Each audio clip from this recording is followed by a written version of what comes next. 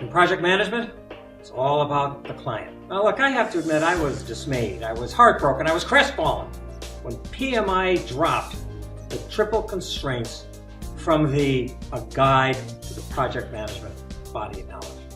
Because it is and remains a measure of performance for many, many organizations.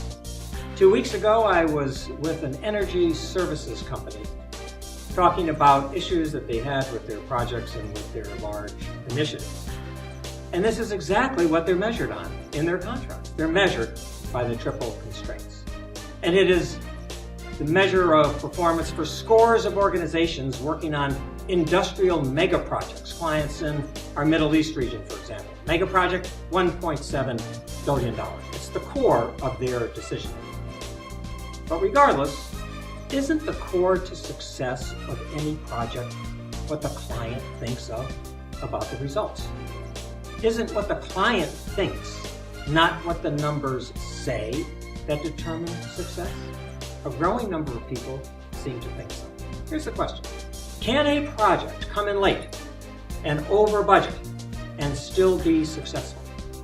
Many people say absolutely. Why?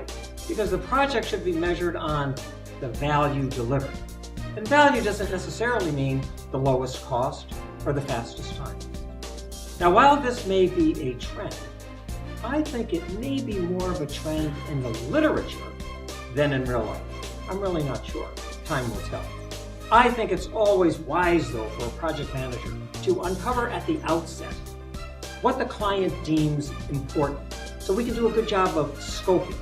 Because if we have a good scope, we're going to have better estimates as a result. And if it all lines up, it's a real win for everyone.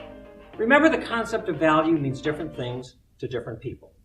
But in project value, value is always determined by the receiver, by the client, not by the provider, the project team.